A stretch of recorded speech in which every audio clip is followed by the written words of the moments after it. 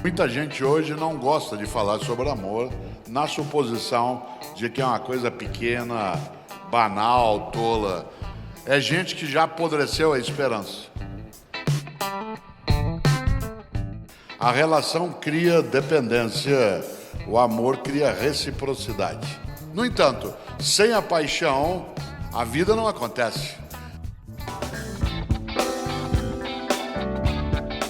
A paixão é aquilo que te captura, é aquilo que te tonteia, é aquilo que te perturba. Quando você está apaixonado ou apaixonada, a ideia de tempo se altera.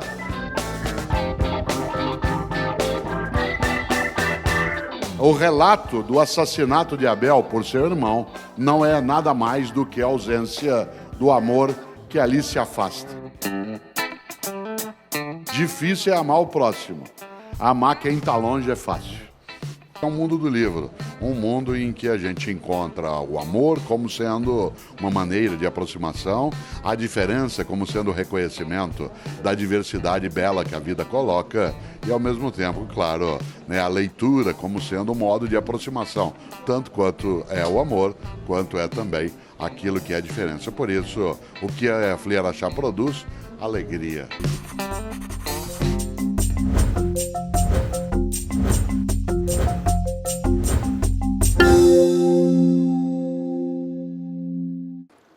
Eu gosto demais de uma ideia.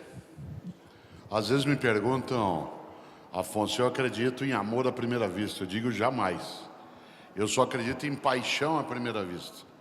Por quê? Porque o amor é a paixão domada. O amor é a paixão acalmada. Enquanto que a paixão é o fogo, é o momento, é um incêndio. Isto é, a paixão é aquilo que te captura, é aquilo que te tonteia, é aquilo que te perturba e te faz, inclusive, entrar numa relação de dependência. A relação cria dependência, o amor cria reciprocidade. Nesse sentido, é curioso, porque às vezes me perguntam se eu tenho paixão pelos livros. Eu digo, já tive. Hoje eu tenho amor pelos livros. Porque a paixão me faria perder a racionalidade. Afinal, você sabe, eu sei, a paixão é a suspensão temporária do juízo. A paixão suspende o teu juízo temporariamente. Quando você está apaixonado por um projeto, uma pessoa, uma ideia, você perde a noção de tempo, perde a noção de lugar. Ontem eu voltava para casa em São Paulo, que é a cidade onde eu moro, já eram 11h30 da noite, e eu estava a uns 3 quarteirões da minha casa, num táxi, e de repente paramos numa esquina, e na esquina havia um casal, provavelmente o menino devia ter uns 16, e a menina também uns 16 anos, e eles estavam se beijando, grudados um no outro, quase parecendo que um ia entrar dentro do outro via boca. Eu só não saí do carro e bati palma, aplaudi porque eles iam infartar se eu fizesse isso numa cidade como São Paulo. O que eles tinham ali? Uma paixão estupenda naquele momento, em que eles abstraíram o lugar, o horário, que era na rua, mas eles se beijavam de um modo tão gostoso. E eu às vezes vejo na universidade, nos lugares que ando, meninos e meninas se beijando, às vezes 2 meninas, às vezes 2 meninos, às vezes um menino e uma menina, mas com uma abstração magnífica do que está à volta. E isso, como eu dizia, é a suspensão temporária do juízo. Isto é, você perde a racionalidade na paixão. No entanto, sem a paixão, a vida não acontece. A paixão é exatamente aquilo que dá partida, aquilo que incendeia o ponto de início. No entanto, a paixão de uma maneira contínua, ela te desgasta, ela te consome. Se você é apaixonado de modo contínuo, você perde energia, porque ela desgasta imensamente. Quando você consegue acalmar a paixão, ela, no meu entender, se transforma em amor. Por exemplo, Cláudia, com quem eu sou casado, por ela eu fui apaixonado e hoje eu a amo. Claro que de vez em quando a gente revive alguns momentos da paixão, mas não é a mesma paixão. Porque se fosse a mesma, depois de 3 meses nós teríamos perecido, né, no desejo de encontrar. Quando você está apaixonado ou apaixonada, a ideia de tempo se altera. Quando você está apaixonado por alguém e marca de se encontrar, nunca que chega o horário. E na hora que chega, passa com uma velocidade imensa. Por que eu estou dizendo isso? Porque quando nós olhamos a ideia de amor, ele é uma relação de afeto e de cuidado recíproco, que teve sim a paixão como ponto de partida. Quem aqui é pai ou mãe, nós temos algumas crianças logo no início da vida dos nossos filhos, ou no meu caso também, dos meus netos. A gente tem uma paixão tão grande por eles, que a gente quer degluti-los, né? Você quer engolir aquilo, a gente gosta de fazê-lo, mas depois, aos poucos, não é o tempo que faz isso, é o acalmar daquele fogo que transforma-se em amor. Isso vale para o negócio, vale para a tua casa, tudo aquilo que você ama. E vale para os livros.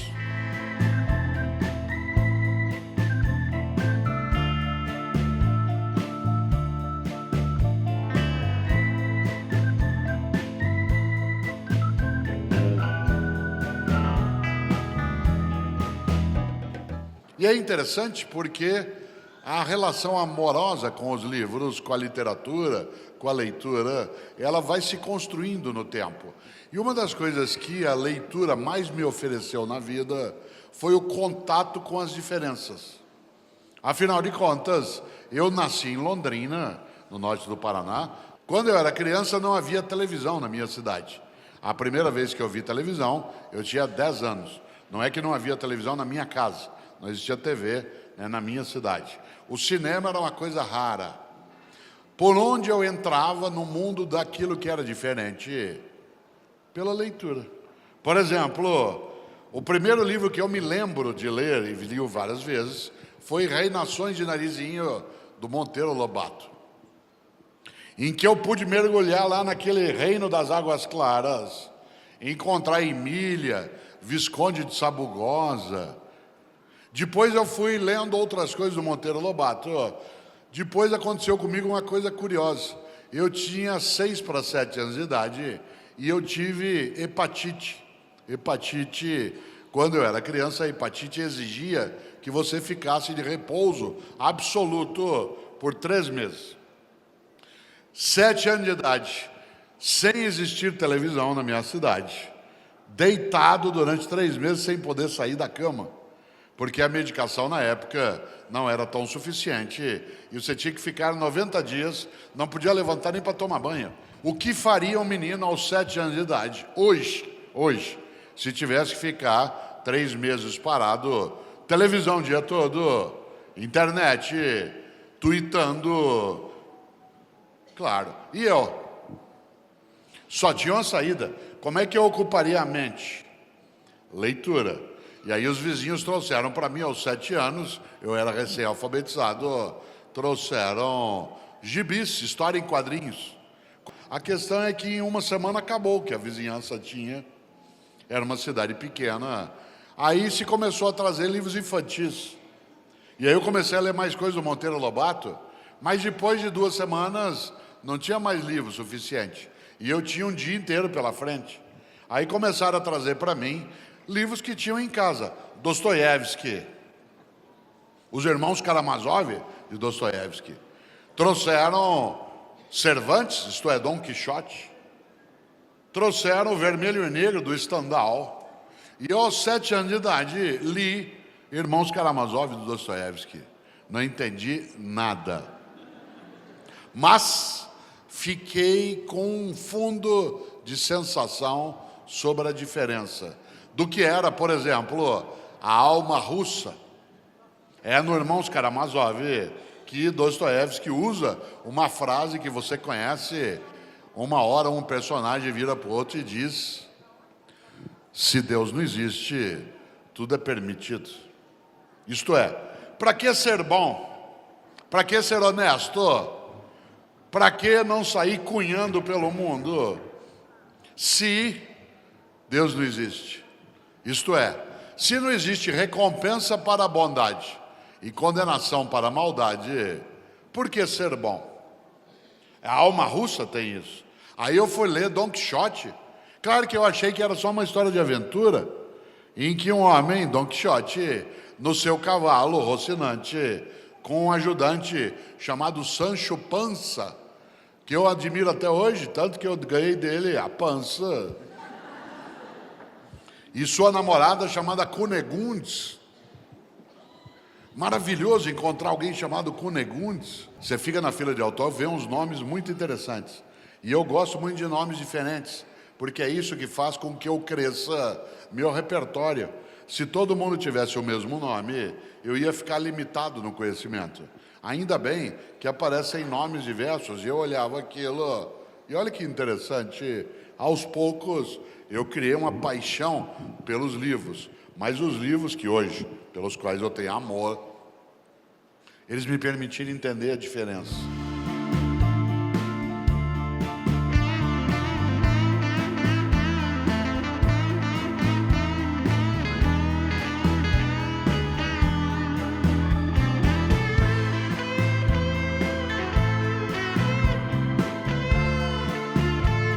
Por exemplo, ler Mark Twain, Memórias Fortes do Huckleberry Finn, por exemplo, para entender o que significava a dor da discriminação e do racismo do negro no sul dos Estados Unidos.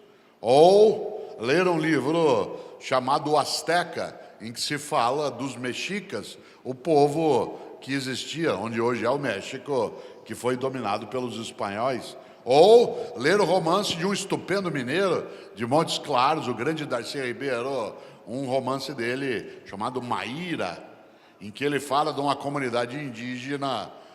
Ou ler sobre pessoas que perderam a família, pessoas que perderam partes do corpo, pessoas que nasceram sem a capacidade de ouvir, outros com alguma dificuldade de locomoção, outros com outra orientação sexual.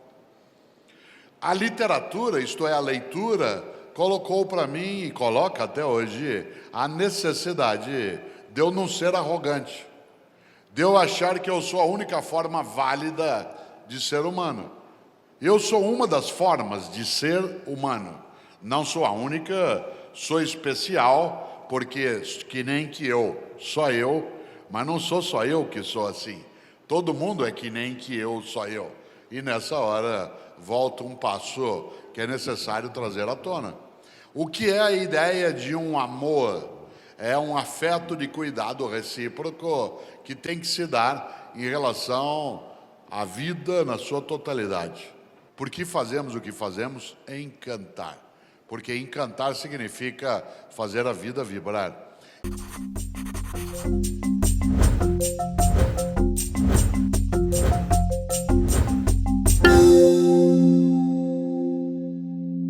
Muita gente hoje não gosta de falar sobre amor, na suposição de que é uma coisa pequena, banal, tola. É gente que já apodreceu a esperança. É gente que já perdeu a capacidade de fazer a vida vibrar. Interessante. Eu tenho um livro que saiu mais recentemente, chamado Por que Fazemos o que Fazemos. E sabe, aqui algumas pessoas, eu tenho um hábito, quando eu vou autografar algum livro meu, eu sempre escrevo nele, além do teu nome e do meu, uma virtude. E nesse livro eu escrevo encantar. Por que fazemos o que fazemos? Encantar. Porque encantar significa fazer a vida vibrar.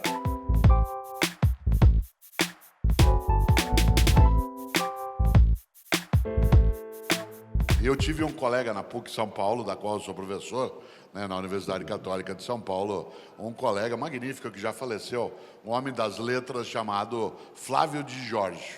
O Flávio de Jorge era um homem com a capacidade magnífica de especialidade em filologia e literatura greco-romana clássica.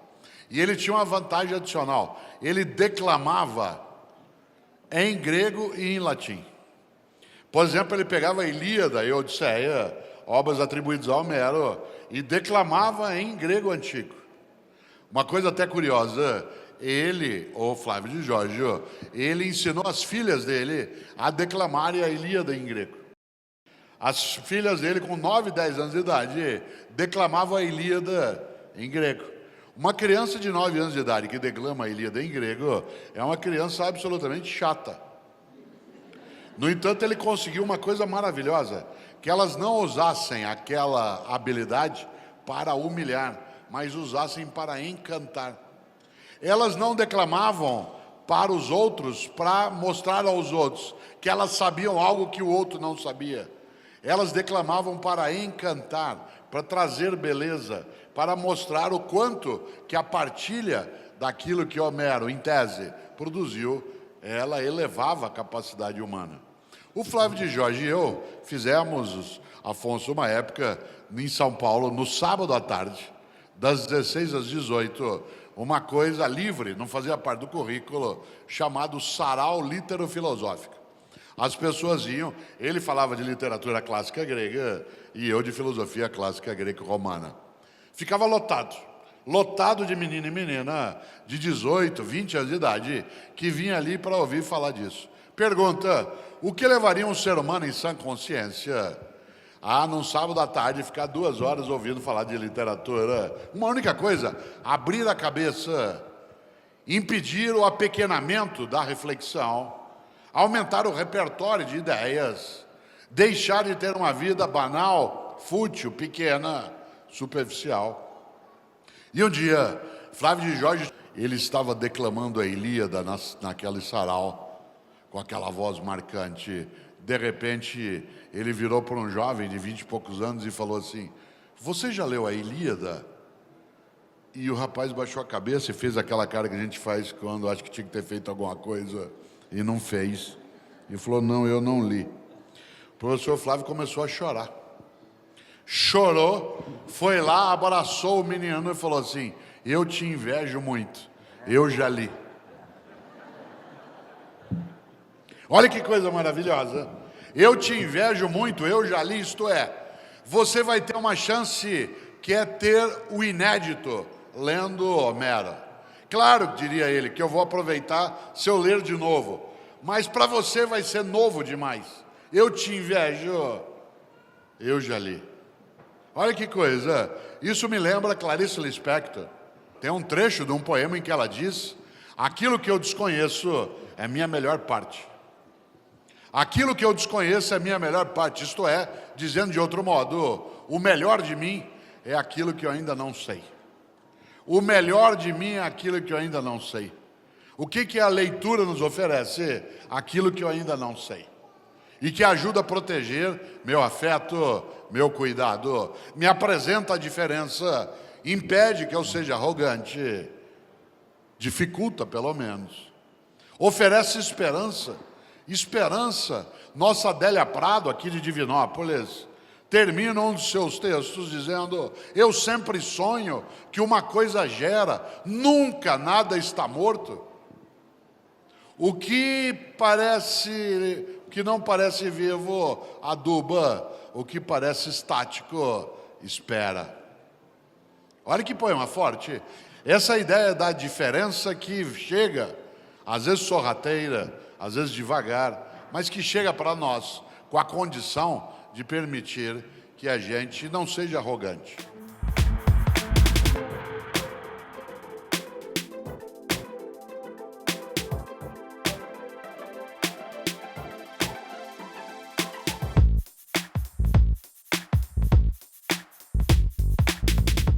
Na próxima segunda-feira agora, 19 de setembro, é aniversário de nascimento de um brasileiro estupendo, que foi Paulo Freire. Paulo Freire, não sei se sabem, é o brasileiro com o maior número de títulos de doutorado honoris causa de toda a história do Brasil. O Brasil tem 516 anos e Paulo Freire tem o maior número de títulos de doutorado da história desse país. Aliás, ele sozinho tem mais títulos de doutorado que os 2 brasileiros que vêm depois dele juntos. E olha que quem vem depois dele é bom demais. Porque depois de Paulo Freire, o brasileiro mais honrado é o mineiro de Montes Claros, Darcy Ribeiro. Antropólogo, senador, professor, um homem, Darcy Ribeiro, que faz uma falta imensa. Quando jovem, ajudou os irmãos Vilas Boas a criar o Parque do Xingu. Isso é amor. Ajudou o baiano Anísio Teixeira a fundar a Universidade de Brasília. Ajudou o gaúcho Brizola a propor a ideia de escolas de período integral no Rio de Janeiro. Um homem amoroso. Interessante, Darcy Ribeiro, um homem que tem uma frase terrível. Terrível porque é verdadeira, por isso que eu acho que ele faz falta. Darcy Ribeiro dizia: fracassei em tudo que tentei, mas meus fracassos são minhas vitórias. Detestaria estar no lugar de quem me venceu. Olha que frase forte. E para um político mais ainda. Fracassei em tudo que tentei, mas meus fracassos são minhas vitórias. Detestaria estar no lugar de quem me venceu.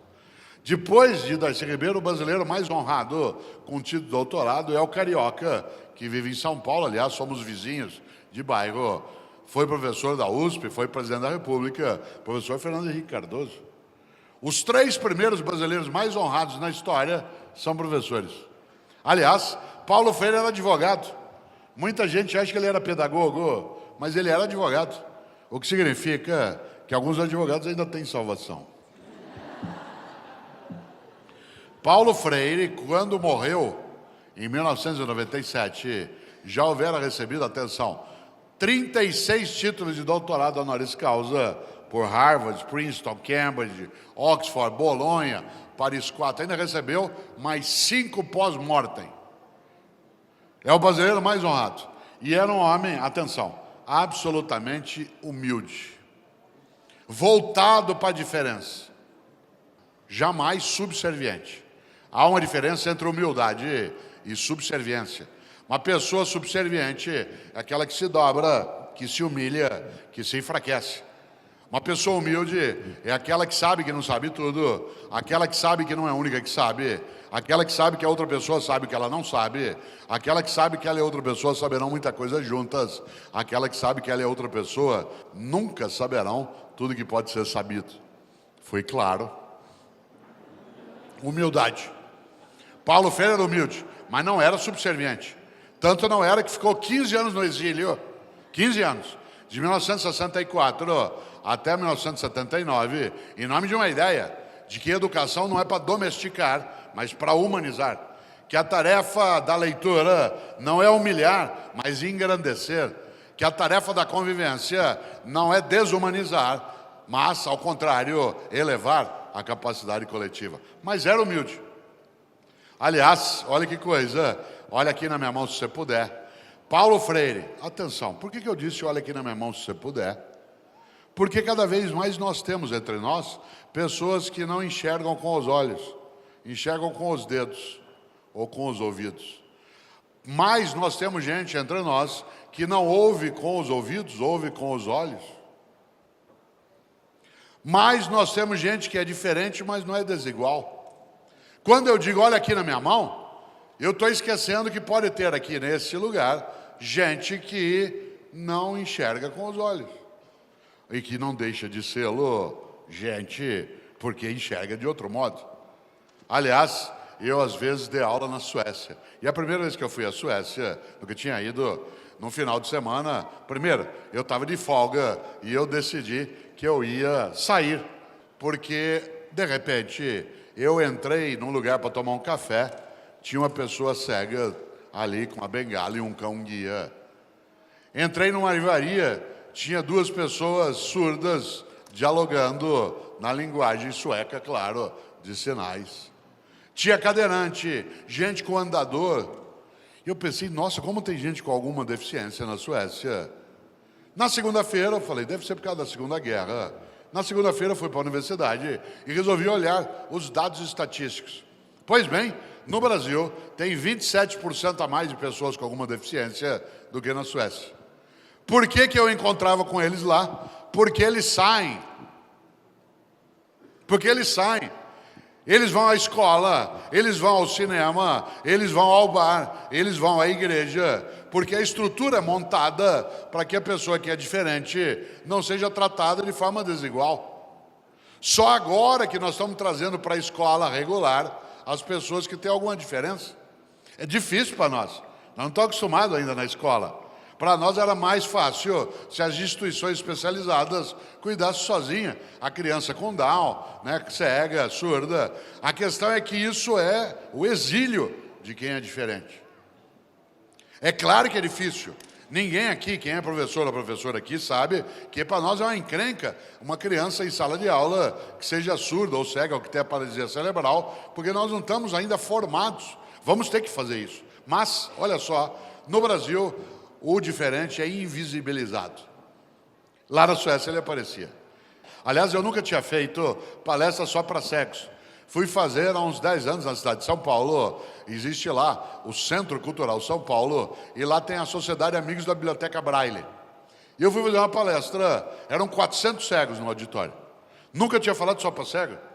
Primeiro que eu tive uma encrenca, não conseguia fazer a palestra direito, porque enquanto eu falava ninguém olhava para mim. E aqui a gente vai controlando o auditório pelo olhar, a sala pelo olhar. Segundo, metade deles estava virado com a cabeça para cá, outra metade para cá. Claro, estavam virados para a caixa de som. Terceiro, eu comecei a fazer bobagem. Afonso no meio, né, da aula, eu dizia assim, vejam bem, que é vício de linguagem. Uma hora eu fiz uma bobagem que você não faz ideia. Disse assim, gente, lembra daquela cena do filme ET, do voo das bicicletas? Aí um cego bem na frente falou assim, professor, a gente não viu a cena, a gente é cego. Aí é que eu fiz a bobagem, foi aí. Eu disse para ele assim, você me desculpe. Ele falou, professor, não peça desculpas, descreva a cena. A gente é cego, a gente não é tonto. Atenção. Atenção, ele não estava me ofendendo, ele estava me ensinando. Não tenha pena de mim, aprenda a chegar perto de mim. Não tenha pena de mim, porque eu não enxergo como você, eu não ando como você, eu não raciocino como você, eu não ouço como você. A minha orientação sexual não é a mesma que a tua, a minha religião é outra, meu modo de vida não coincide com o teu. Não esqueça que eu sou um humano, isto é, não tenha pena de mim. Porque quando ela diz assim, você me desculpe, quase que assim, desculpe você ser cego. Descreva a cena. Olha que coisa interessante. Por isso, olha aqui na minha mão, se você puder. Paulo Freire era um homem tão grande que ele sabia que era pequeno para poder crescer. Gente grande de verdade sabe que é pequena e por isso cresce. Gente muito pequena acha que já é grande e o único modo dela crescer é se ela baixar outra pessoa. Digo de novo, gente grande de verdade sabe que é pequena e por isso cresce. Gente muito pequena acha que já é grande e a única maneira dela crescer é se ela diminuir a outra pessoa. O mundo do amor pela vida e pelo outro e por si mesmo exige que a gente se saiba pequeno para poder crescer. Quem entre nós achar que grande já é o suficiente, pequeno continuará. E o que me engrandece? A leitura. Quando eu me aproximo dos territórios que eu não sei, dos lugares que eu não vi, das culturas que eu desconheço, da alegria que é a nossa capacidade de uma vida que vibra. Escreveu Machado de Assis, ninguém confie na felicidade presente, há nela uma gota da baba de Caim.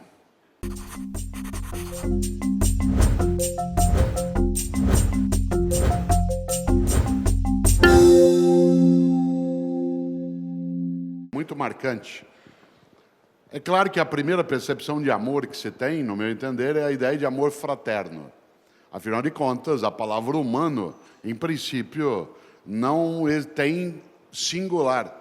Embora humano esteja no singular, ela é plural, né? Mesmo que ela não tenha o S ao final, a ideia de humano é sempre plural. E um dia eu lia, logo foi lançado, no ano 2000, um livro do Milton Ratum, chamado Dois Irmãos, né? E eles livram, trata de libaneses, eu sou casado com uma libanesa, né? Portanto me interessei, né, pela obra. E ali, naquela leitura de Dois Irmãos, eu me lembrei de algo especial, que é, talvez, a ideia mais forte que nós temos de ter em relação ao ponto de partida da reflexão sobre o amor, a leitura e as diferenças, que é a narrativa inicial do livro do Gênesis. Livro do Gênesis esse que inspira a tradição cristã e a tradição islâmica, que influencia o Ocidente também na sua concepção, quando há o relato, ali no capítulo 13, 4 do livro do Gênesis, da história de dois irmãos. Esses dois irmãos, Caim e Abel, eles praticam a primeira cena de fratricídio. De fratricídio, que é uma possibilidade humana, não é uma obrigatoriedade, mas é uma possibilidade, né? E claro que esses dois irmãos, eles foram retomados na sua concepção por um dos nossos maiores pensadores, que foi Machado de Assis. Machado de Assis, no livro Memórias Póstumas de Brás Cubas, tem uma frase apavorante, porque verdadeira. Escreveu Machado de Assis: ninguém confie na felicidade presente, há nela uma gota da baba de Caim. Olha que frase forte. Ninguém confie, ou ninguém se fie na felicidade presente, há nela uma gota da baba de Caim. E o que é a baba de Caim? É o resquício do fratricídio. A recusa às diferenças, a ruptura da ideia de humanidade, a não aceitação da condição da vida como fraternidade partilhada, ela é, sim, ainda o resquício da baba de Caim. O relato do assassinato de Abel por seu irmão não é nada mais do que a ausência do amor que ali se afasta. Um dia, Leonardo Boff, Frei Beto e eu decidimos conversar um pouco sobre felicidade. E fizemos um livro da editora Vozes chamado Felicidade Foi-se Embora. Aliás, o título é uma brincadeira, como sabem, com Lupicínio Rodrigues, que compôs uma música chamada Felicidade, cujo primeiro verso é uma afirmação, em que ele diz: felicidade foi-se embora, mas no nosso livro nós colocamos um ponto de interrogação. E é felicidade foi-se embora. Só por curiosidade, hoje é aniversário do Lupicínio Rodrigues, né? Ele nasceu exatamente, né, no dia 16 de setembro de 1914. Mentira, verdade. Né? Verdade, pode conferir, né? O Lupicínio Rodrigues, que ao compor a música, nos provocou a pensar algo que é felicidade. Pois bem, a ideia de felicidade, ela tem que ser marcada pela percepção de fraternidade. E a fraternidade, ela exige a capacidade de acolhida, de acolhimento. Isto é, olhar o outro como outro e não como um estranho. E talvez a questão mais forte para esta Fliarachá esteja mesmo no livro do Gênesis, quando Abel, após ter sido assassinado por seu irmão, ali jaz, para nos lembrar do que deve ser lembrado, e Caim desaparece. E a divindade vai atrás dele e faz a ele a grande pergunta da vida, que é: onde está teu irmão? Onde está teu irmão? E Caim responde: sei lá, por acaso terei eu algo a ver com a vida do meu irmão? Por acaso serei eu guarda do meu irmão? Tenho eu que tomar conta da vida do outro? Claro, isso é amor. O amor é a capacidade de cuidar-se e de cuidar. Cuidar de si, cuidar do outro, cuidar da natureza, cuidar da convivência.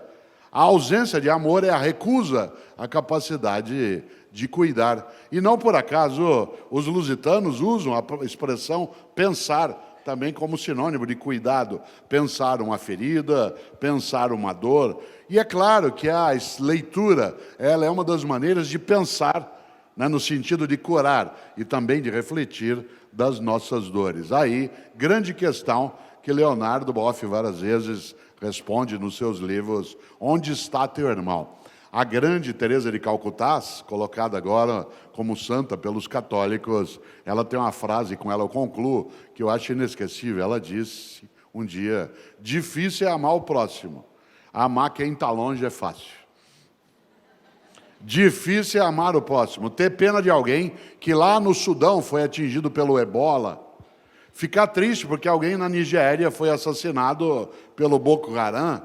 Se entristecer porque alguém no norte do Iraque foi executado pelo Estado Islâmico. É moleza. Duro é amar o próximo, que é o que está na tua cidade, na tua casa, na tua praça. E nesse sentido, amor, leitura e diferenças nos coloca uma questão. Onde está teu irmão?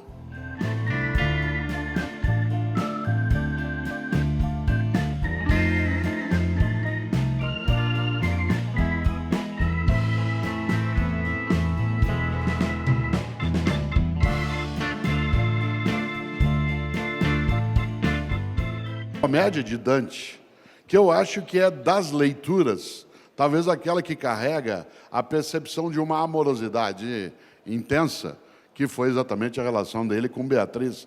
Você que me desafia nas datas, essa semana foi aniversário de morte do Dante Alighieri. Agora, quarta-feira, ele morreu exatamente no dia 14 de setembro de 1321. E é interessante porque o grande Dante, ele ao escrever a comédia, depois chamada de Divina Comédia, ele produziu ali um momento especial, que é logo no início, quando ele, antes até de encontrar Virgílio, que vai levá-lo pelos passeios, pelo submundo, Dante começa dizendo, nel mezzo del cammino de nostra vita. No meio do caminho da minha vida. Isto é, eu comecei a pensar sobre o que é a minha vida, o que é a minha convivência, o que significa aquilo que em mim está. E é interessante porque essa primeira frase, no meio do caminho da minha vida, Dante tinha por volta de 35 anos, quando produziu a obra, ele pensava sobre o que deveria ser a vida dele. Curiosamente, um dia, Olavo Bilac fez um poema chamado No Meio do Caminho da Minha Vida, que o grande, o estupendo Carlos Drummond de Andrade resolveu tripudiar, dizendo, no meio do caminho tinha uma pedra. É interessante porque esse ataque modernista à concepção de Bilac, em uma certa medida, ele traduz algo que eu acho que vale nós pensarmos. Porque quando Drummond diz, no meio do caminho tinha uma pedra, obviamente que ele está falando daquilo que é a presença de um obstáculo. E eu acho que nós temos um obstáculo muito forte, a amorosidade partilhada, que é o egoísmo na convivência. Interessante, como sabem, Dante escreveu no italiano daquele momento, e em italiano, eu sou filho de italiano, em italiano há uma expressão que eu aprecio, que existe também no espanhol, mas que no português, no inglês, no alemão, no francês não tem lugar, que para mim é a maior representação do que é a acolhida da diferença. Porque em português, em francês, em inglês, em alemão, a gente diz assim, nós e eles. Nós e eles. We, nu. Só o italiano e o espanhol dizem noi altri, ou no caso em espanhol, nós outros. Eu acho que, inclusive, a concepção de nós outros, de noi altri, ela é muito mais forte do que a ideia de ter uma primeira pessoa do plural no singular. Porque a ruptura do amor e da diferença se dá quando eu escrevo a primeira pessoa do plural no singular. Isto é, nós e eles. Nós e eles. Nós acabamos de participar de uma comemoração belíssima, que é uma Olimpíada. Mas uma Olimpíada, não falo da que está ainda em curso, mas da anterior, ela é uma das contradições da humanidade, porque a gente fala do espírito olímpico, dos arcos que se unem, mas, primeiro, para celebrar a paz, precisamos de milhares de soldados. Para celebrar a paz, precisamos de tanques na rua para garantir que a gente fique em paz na hora de comemorar a paz, senão nós nos matamos reciprocamente. Para comemorar a paz, cada país faz algo que eu acho estranho, que é para mim uma das recusas à ideia de vida coletiva, que é o hino nacional. Claro que eu gosto do nosso hino, aprecio outros também, mas a existência dos hinos nacionais, ela é um indicador ainda de limitação amorosa nossa. Se você observa, cada hino nacional quase sempre ele fala de fratricídio. Cada um deles diz, pega, esfola, arranca, enfia a espada no outro até o fim. Exceto o nosso, que diz, se precisar, o filho teu não foge à luta. Mas se precisar, verás que o filho teu não foge à luta, se precisar.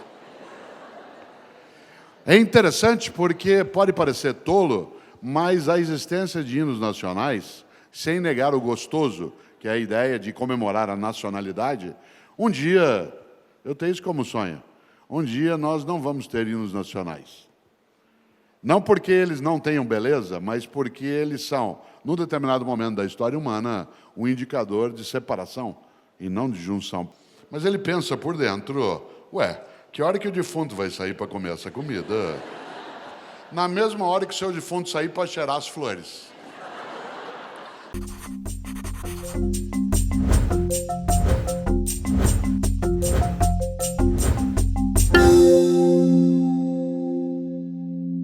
Olha que interessante, eu ia ensinar os alunos a questão da diversidade religiosa, e eu dava a eles um exemplo, Afonso, que era o seguinte, por exemplo, 2 de novembro, que uma parte dos cristãos comemora, especialmente católicos, como o dia de finados, de lembrar seus mortos. Você tem, por exemplo, um cristão na beira do túmulo com um maço de flores para homenagear a pessoa que ele quer honrar.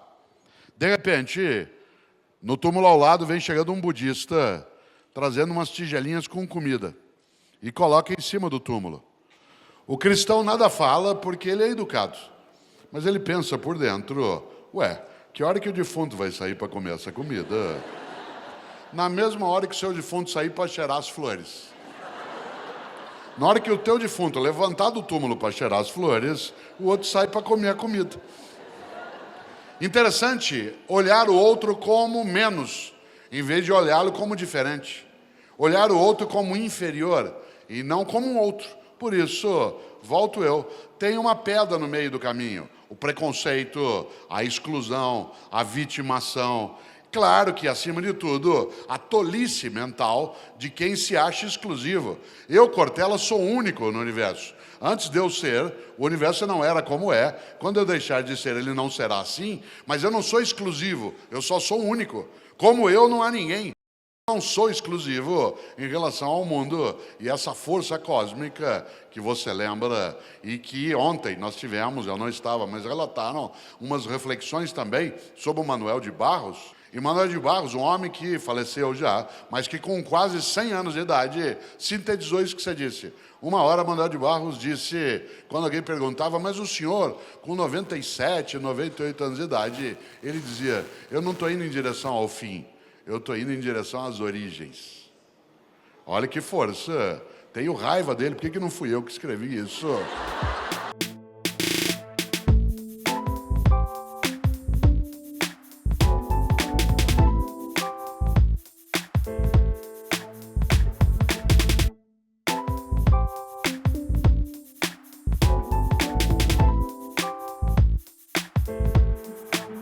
E é interessante porque há pessoas, né, Afonso, que são de uma arrogância brutal em relação àquilo que elas são, àquilo que elas possuem.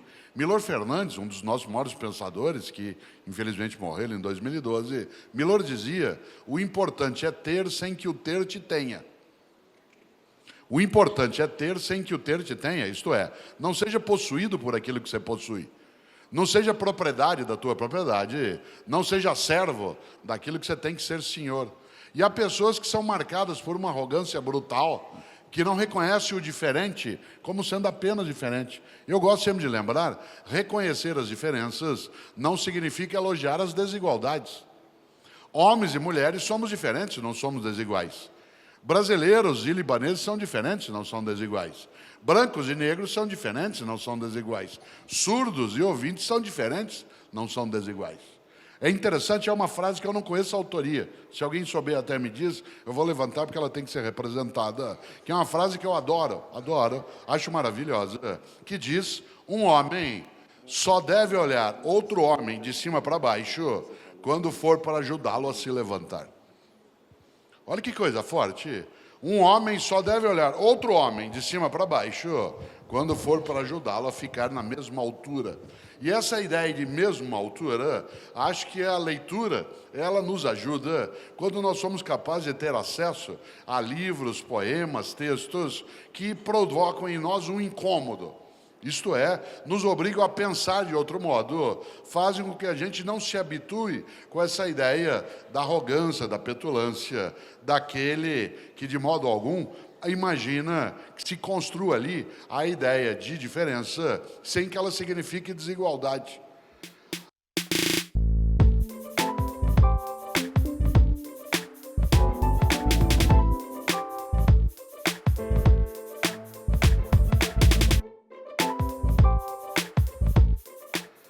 A diferença é um dado biológico, é um dado cultural, um dado histórico. A igualdade é um componente ético. É aquilo que o Leonardo chama de a ética do cuidado. A necessidade de cuidar para que a gente não apodreça a nossa condição. A percepção da esperança. Afinal, lembrando o nosso Dante de novo, lá no ato terceiro, né, da comédia na parte inicial do inferno, a frase é clássica, o que é o inferno? E essa vida pode ser um inferno. E alguns dizem, isso aqui está um inferno.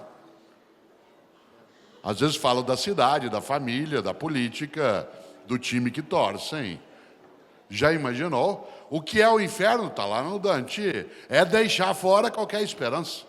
Lasciate fuori uma esperança se voi que entrate. Deixai fora qualquer esperança, você que entra. E o que é a ausência de esperança? É a incapacidade de afeto. Afeto pelo outro, afeto por si, ser objeto de afeto, afeto pelo mundo. E nesse sentido, claro, o desespero é exatamente o exílio, né, da amorosidade.